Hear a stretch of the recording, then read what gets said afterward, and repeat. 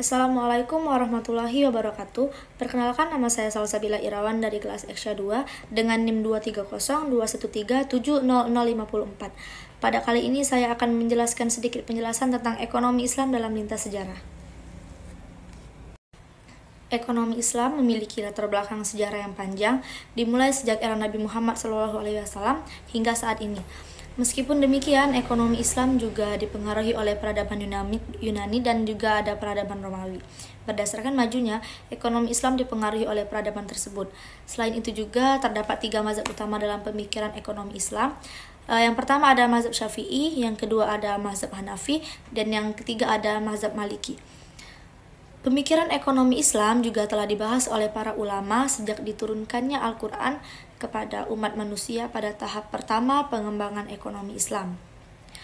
Para tokoh ulama juga membahas beberapa topik-topik penting dan yang paling mendalam serta teori tentang uang dalam pengembangannya. Itulah yang mereka bahas dalam topik tersebut. Ekonomi Islam juga telah mempraktikkan sistem ekonomi selama lebih dari 1000 tahun yang kemudian dikembangkan dalam beragam model yang berbeda-beda di tiap negara atau di suatu masyarakat, bahkan dari waktu ke waktu. Baiklah, yang kedua itu ada overview Great Gap atau sejarah pemikiran ekonomi Barat versus Islam.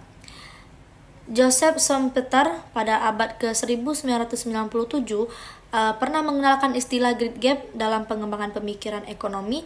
Ada kekosongan pemikiran ekonomi selama kurang lebih dari 5 abad, dan setelah peradaban Yunani bahkan tidak ditemukan adanya pemikiran ekonomi hingga pada masa St. Thomas Aquinas pada abad ke-1225 hingga sampai abad ke-1274 Masehi. Lanjut pada materi selanjutnya, yaitu tentang Great Gap. Yang pertama ada Butler menyatakan bahwa tidak ada mahasiswa sejarah yang mempelajari budaya Eropa yang dapat mengonstruksi nilai-nilai intelektual pada masa abad pertengahan kecuali ia sendiri yang menyadari adanya peran dalam Islam tersebut. Yang kedua, adanya pengaruh dari filsafat parapetik Arab, maka teologi Aquinas tidak akan pernah terpikir sebagai filosofinya. Dan yang ketiga, fakta bahwa Aquinas mengambil ide dan stimulasi dari berbagai sumber. Ia menegaskan bahwa Aquinas adalah eklektik dan kurang dalam originalitas pemikirannya. Baiklah, yang keempat, pada abad ke-12 dan pada abad ke-13, berbagai karya filsafat Arab sangat memengaruhi terciptanya sintetis Aristoteles. Dan yang kelima, Arab sendiri sudah meninggalkan kesan intelektual terhadap Eropa jauh bahkan sebelum halaman 140 intelektual dan pengaruh ekonomi Islam.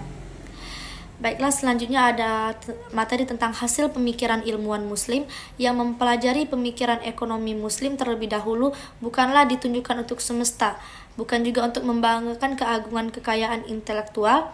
Umat Islam mempelajari sejarah adalah untuk mengetahui bagaimana cara mereka menyelesaikan permasalahan ekonomi mereka pada masa tersebut.